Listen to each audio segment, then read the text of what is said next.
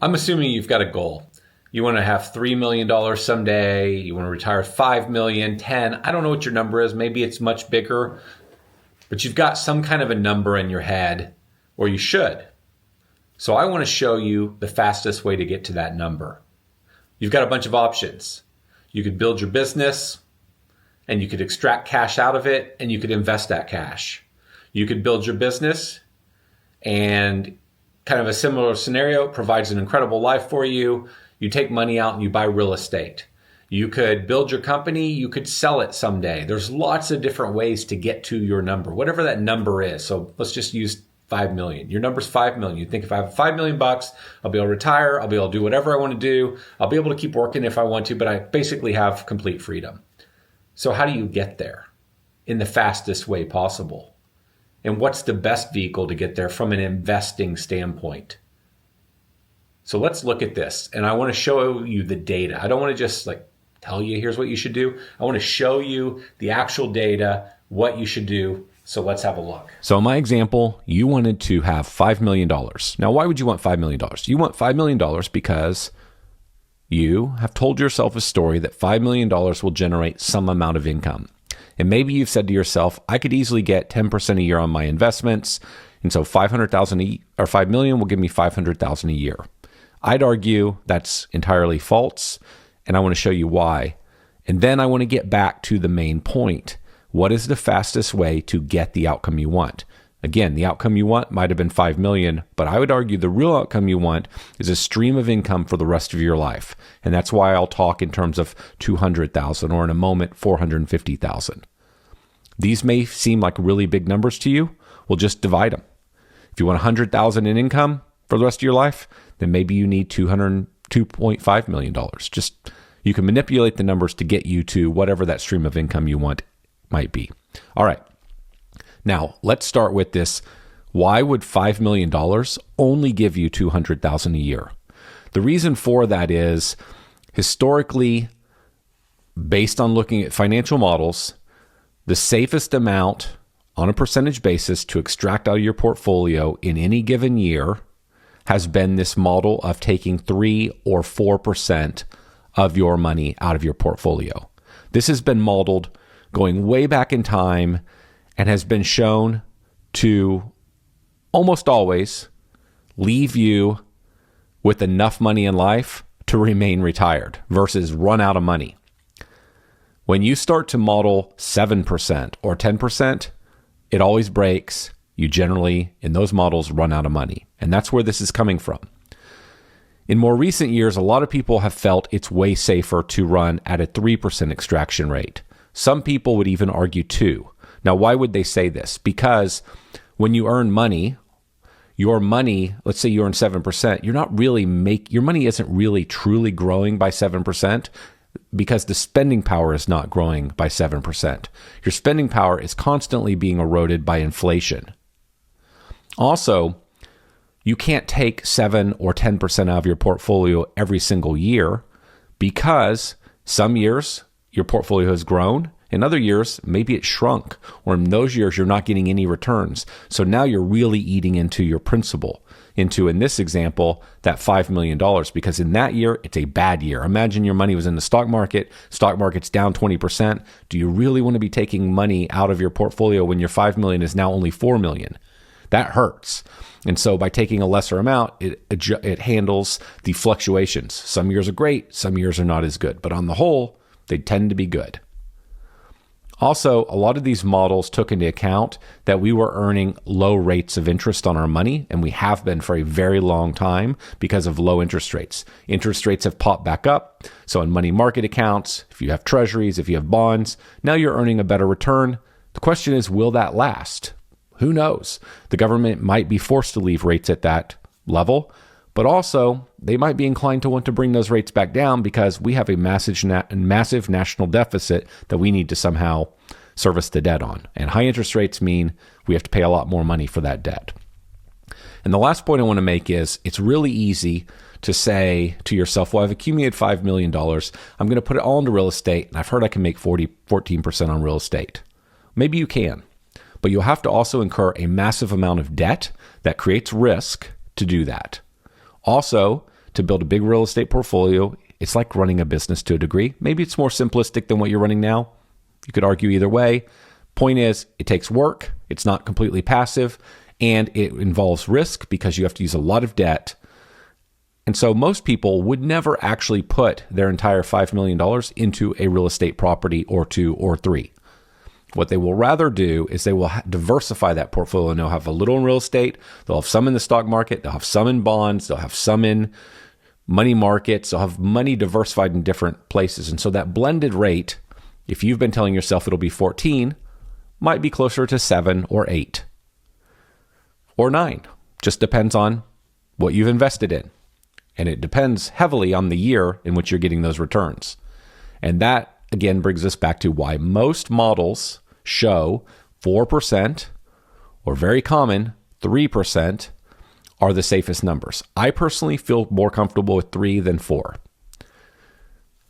All right, I had to give you that whole big buildup to make my point. So if the reality is you have to save $5 million so that you could take $200,000 a year at 4%, that's a lot of money you have to make, pay the taxes on, and then save. Or it's a lot of money that you have to save, pay the taxes on, and then invest and get pretty good returns if you don't have a very big business and you're not spending a lot of excess cash off in addition to what you live on. It's a hard number to get to, $5 million in invested or saved money. And then the problem is even worse if you only believe the models that say you can really only spend down 3% of your assets, 3% of your portfolio. If that's the case, you got to get to 6.7. And then before I get to the final or the big point, let's say that you have bigger ambitions in life. You would like to live for the rest of your life on $450,000 a year in income. This is the number you're facing. So I ask you, and this is the entire point of the video, what is the easiest way, if you're working backwards into this problem and you're saying in the future, I want a $200,000 or $450,000 a year income for the rest of my life, and I want to be good. That's why I started a business. I started a business because I said, we want freedom. I want to create some wealth. I want to give my kids a different life. Whatever the story is you told yourself, well, then there's probably some number that's of size that you decided you want. How do you get that number?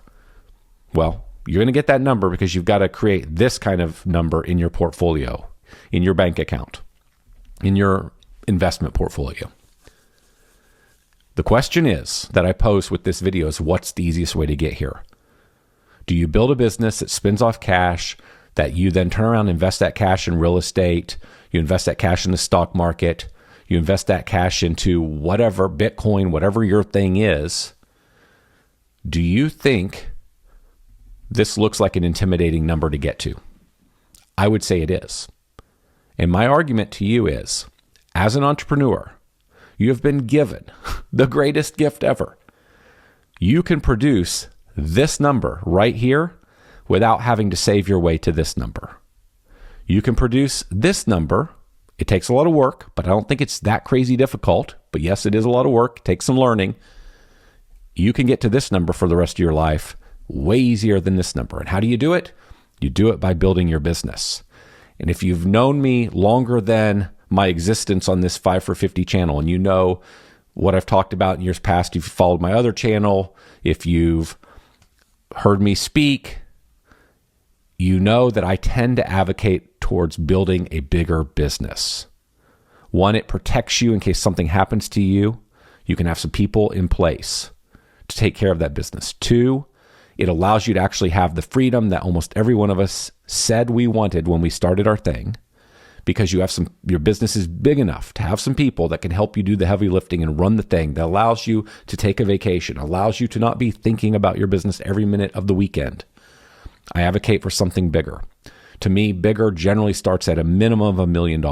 I think it tends to require something bigger than that. And my argument is this: the odds of you saving your way and investing your way to 6.7 million, or if you have bigger ambitions in life, to 15 million, are near zero for most people.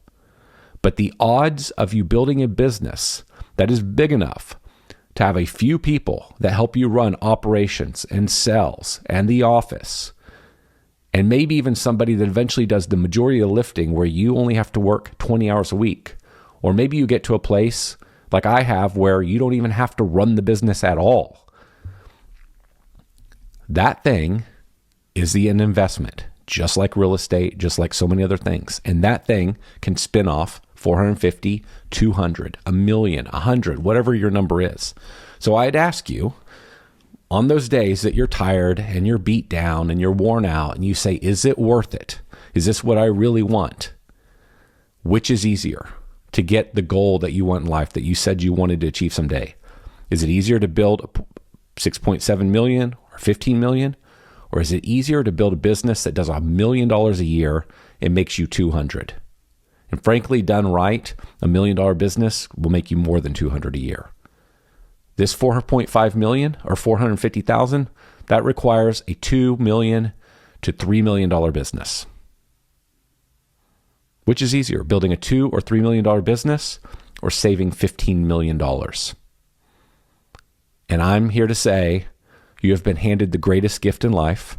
You have a skill set and the ability and the desire to figure out what it takes to build a business. Most people in life don't get this opportunity. Most people in life are not willing to do what it takes to achieve this. But you are able to create an asset that spins $450 a year off. That is the equivalent of saving your way to 15 million. And if you've never seen this data, I think it's a really important thing to understand. So on the days that you're beat up and you don't know what to do, I remind you, you have been handed the greatest gift in life.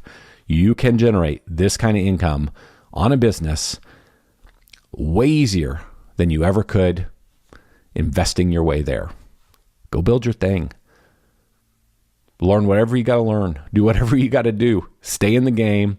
Put your foot on the gas. Build a little bigger, because the alternative to save your way to these numbers is near impossible for almost everybody.